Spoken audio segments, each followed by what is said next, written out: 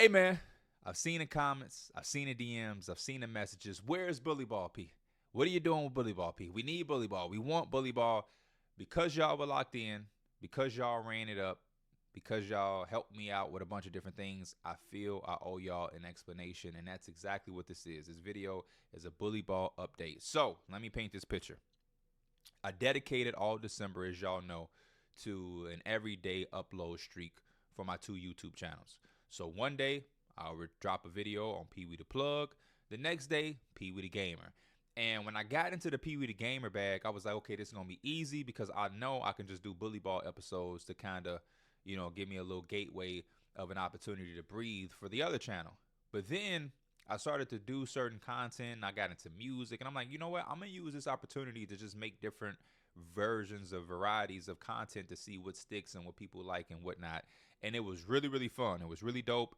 I was able to do the 30 days. I felt super accomplished. And I felt super proud, and I was able to take that into the new year and felt really good. Now, I will be transparent and honest. When we got to the new year and I finally accomplished a 30-day streak, I was like, man, I'm taking a week off. And that week turned into like a week and a half or whatnot. And then some other things happened.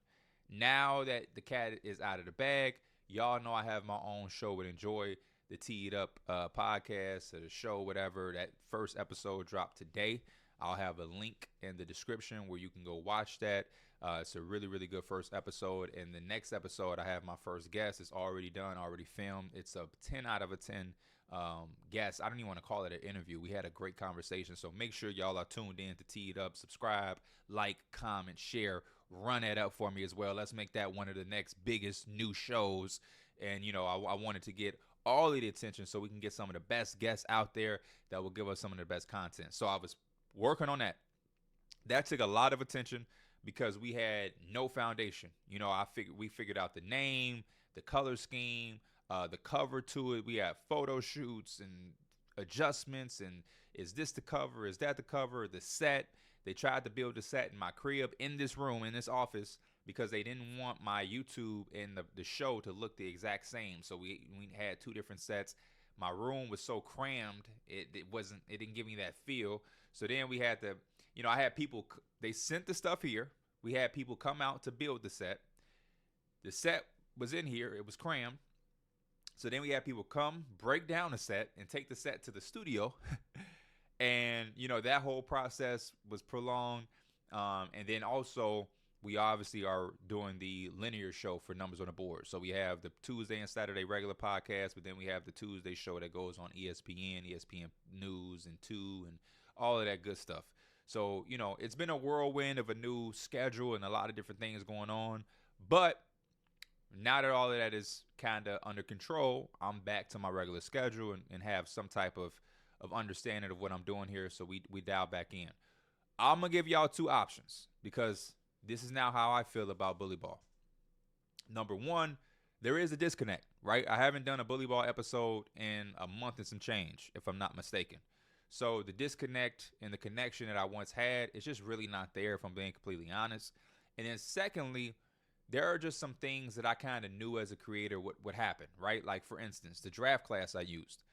I knew because we were recording that at the beginning part of the college basketball and NBA season that there was going to be some dramatic climbs in the draft class and some drop-offs. So, for instance, if you watch college basketball, Jeremiah Fears from Oklahoma has shot up the draft boards.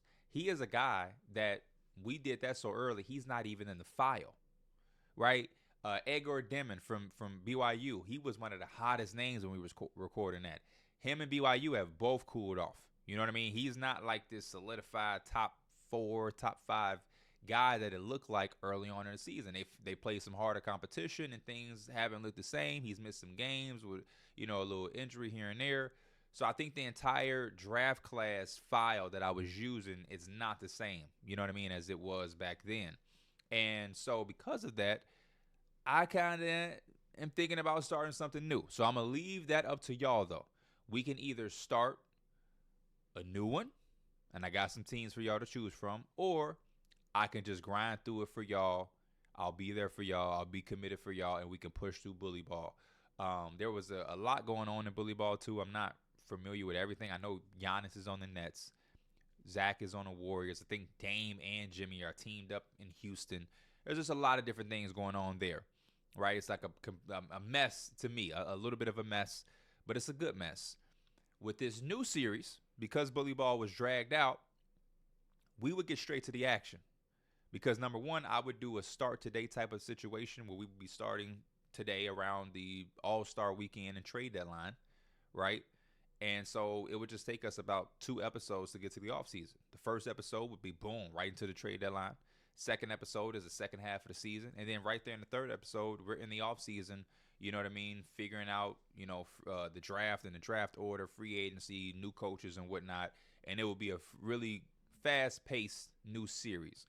And the options of teams I'm going to give y'all is the Trailblazers, the Pelicans, the Wizards, and I'll even throw the Bulls back in there if y'all wanted to see me redo the Bulls. If y'all are just so attached to the Bulls, we can run it back with just a new circumstantial situation going on. The reason those are the 4 teams is because when you look around the NBA from a realistic standpoint, a lot of the other teams have real good job security, right? Like the Hornets, as intriguing as they are, Charles Lee, this is his first year. I think he's done a solid enough job. JB Bickerstaff in Detroit, he's pretty safe there. Obviously, Kenny Atkinson with the Cavs.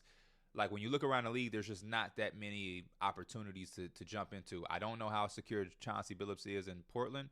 I don't know how secure anybody is in New Orleans with the Pelicans and the season that they're having. They actually will be extremely fun. And then obviously the Wizards, this is Keith's first year coaching them. But again, I just don't know how safe his job is with the way things are going on over there.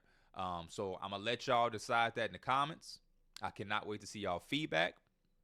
And before we dive out or in this, I am going to show y'all one new thing that will be added potentially to a new series. So here we have the attention to detail My NBA Tracker. Y'all know attention to detail because of the rosters and the sliders that they've done with Sim Gaming Network, which are perfect, brilliant. I appreciate all of their efforts in making the game a lot more enjoyable and a lot more playable. There are still some issues with 2K that I faced in the Bully Ball series that it's just 2K's problem, right? It's nothing nobody outside of 2K can do. 2K just has to really go in here and kind of shake up everything that they have designed. I really think some of the money is very hard to emulate in real life. You know what I'm saying? You see players in real life signing $200-something million extensions, and it feels like the only players that can get that type of money on 2K is like the LeBrons of the world. But it's like Jaden McDaniels is making a shit ton of money. Jeremy Grant is making a shit ton of money.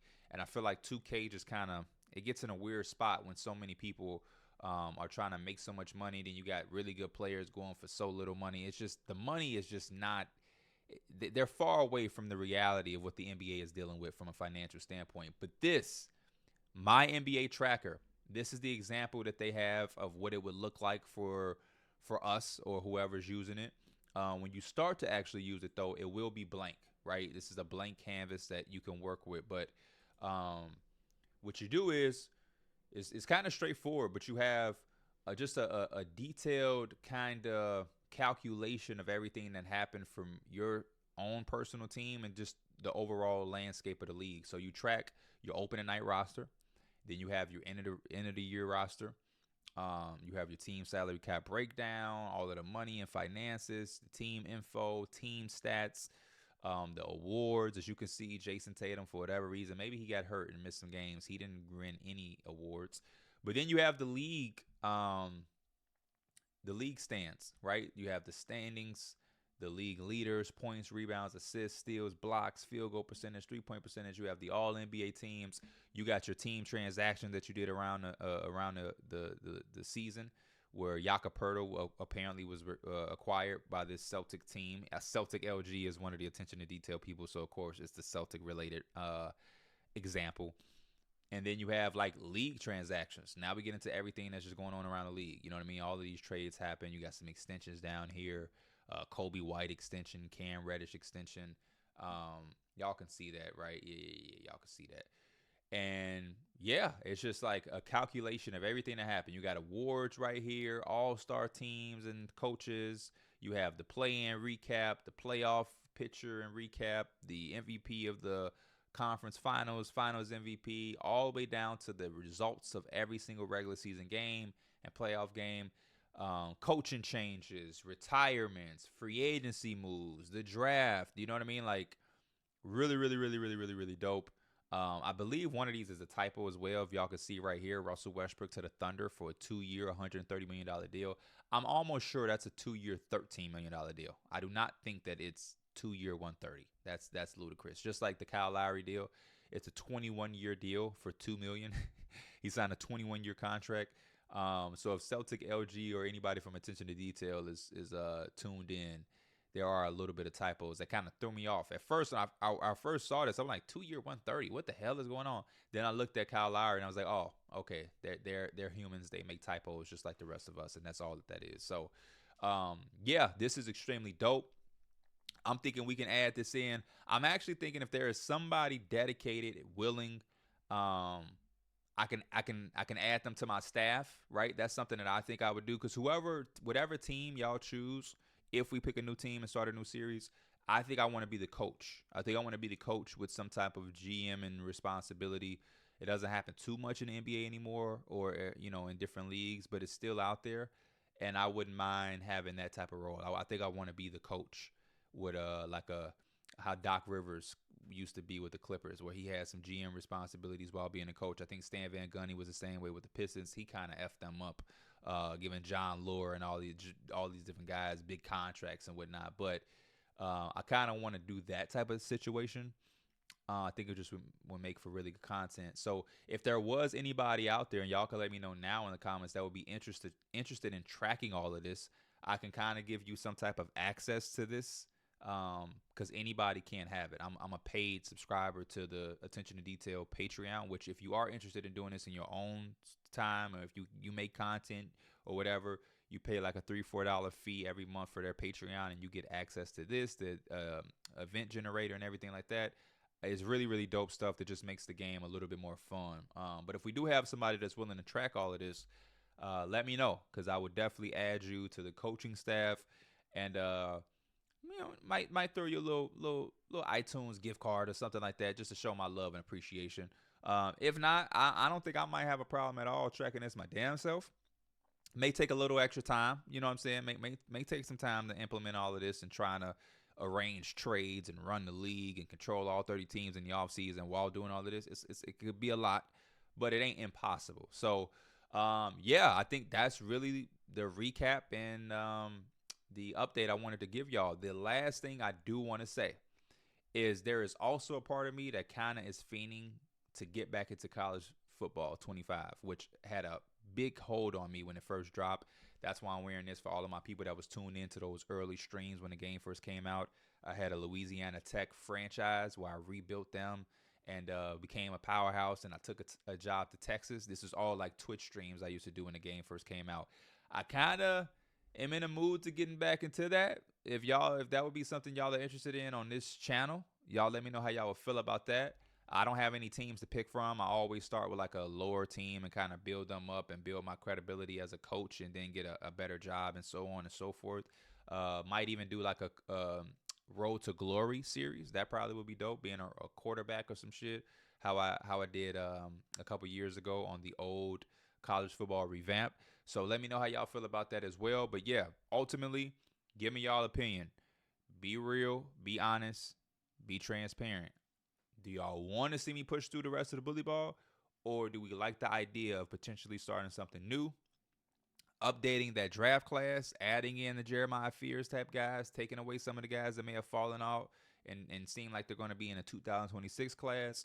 We're also going to implement this, looking for somebody to take the reins on this. It don't even have to be a one-person job. We can have multiple people. If somebody's like, man, I'll calculate, everything that P does from the team perspective, and then somebody else is like, I'll do everything that's happening around the league. Just let me know, and I'll add y'all to the coaching staff whenever the series actually start. And then again, the teams: Pelicans, Blazers, Wizards, and we'll throw the Bulls back in there.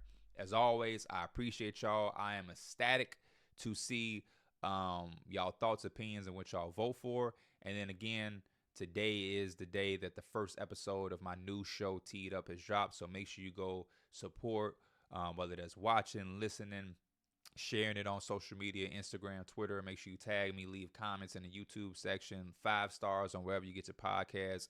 Pump me up, pump me up, pump me up, and let's get that to one of the best new shows out. I love y'all. I appreciate y'all. I'll talk to y'all soon. We back locked in, baby. Peace.